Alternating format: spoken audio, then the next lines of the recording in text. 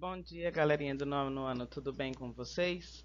Espero que todos estejam bem, tá?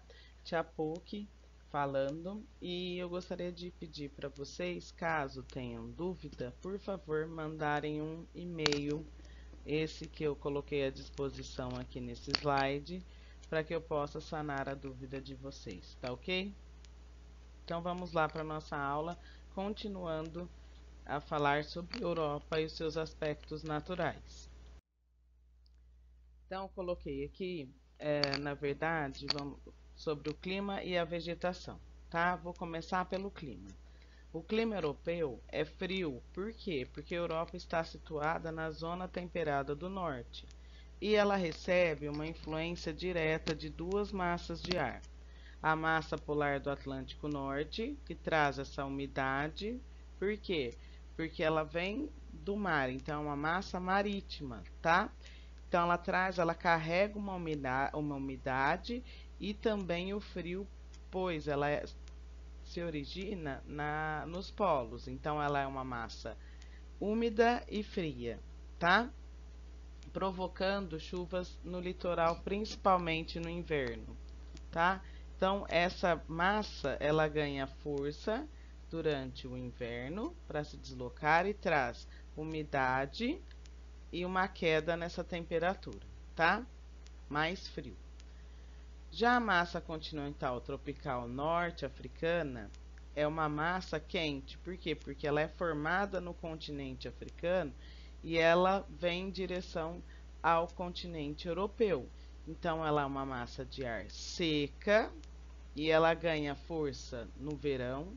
Então, ela aumenta a temperatura durante o verão na Europa, tá?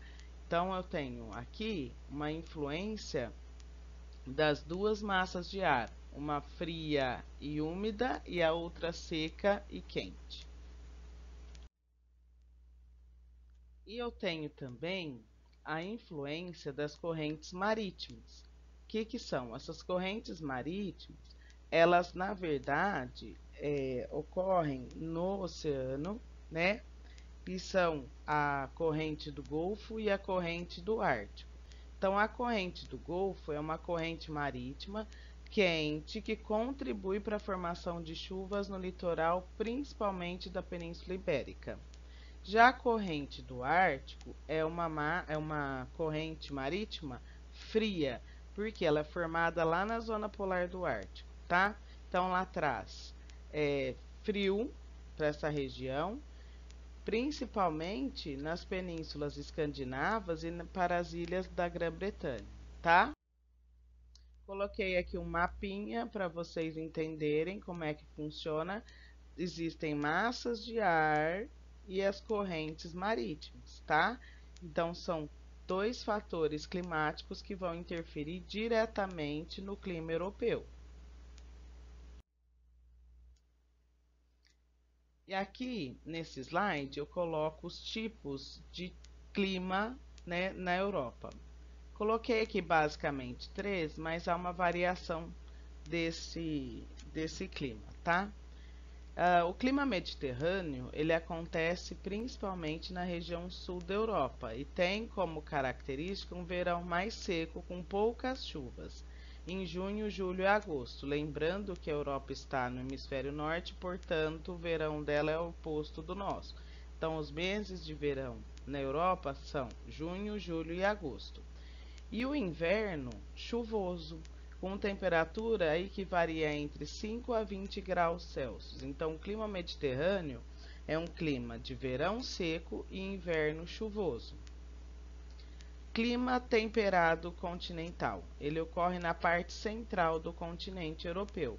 Chove o ano todo, tá? Porém, há uma concentração maior de chuva durante o verão. E as temperaturas, elas variam de menos 5 graus até 20 graus.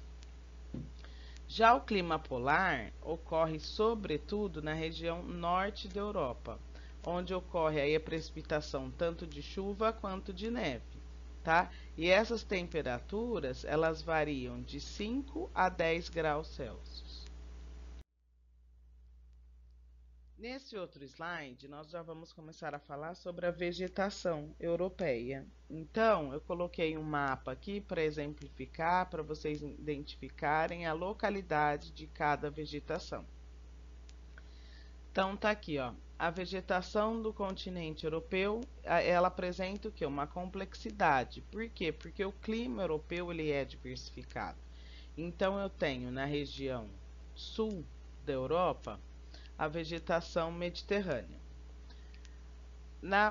No continente, né, de uma forma bem espalhada, eu tenho a floresta temperada, tá? E a tundra ao extremo norte. Então, vejam, existem vários tipos de vegetação nesse território. Coloquei aqui, ó, vegetação mediterrânea. Como que ela é composta, né? Ela é composta basicamente de arbustos. Ela é uma vegetação resistente às temperaturas elevadas e ao clima seco, lembrando da massa de ar que vem da África, que contribui para que essa área fique um pouco mais seca, tá? Na floresta temperada, as árvores já são de grande porte, com queda de folhas no inverno, tá?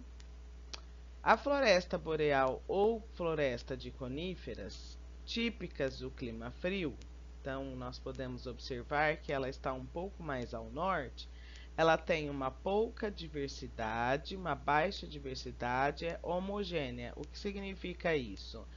Ela basicamente tem uma espécie que predomina nessa área. Quem seria essa espécie? São os pinheiros, tá? Aquela árvore que aparece nos filmes de Natal, tá? Europeu, enfim, os pinheiros, tá? A tundra, que já está lá no extremo norte da Europa, é uma vegetação rasteira e ela é formada por musgos e líquens, tá? Então, devido ao clima polar nessa área, esse clima impede o desenvolvimento de árvores ou arbustos, por isso ela é uma vegetação rasteira. A hidrografia na Europa, tá? O continente europeu ele apresenta uma extensa rede de drenagem que desenvolve nas áreas de planície, então facilita o potencial do uso para navegação e também como uma delimitação das fronteiras, diferente dos nossos rios que são planálticos, que nós aproveitamos a queda dos acidentes geográficos, né? Então, os rios nossos são rios planálticos, portanto, apresentam queda, então nós podemos utilizá-los para geração de energia elétrica.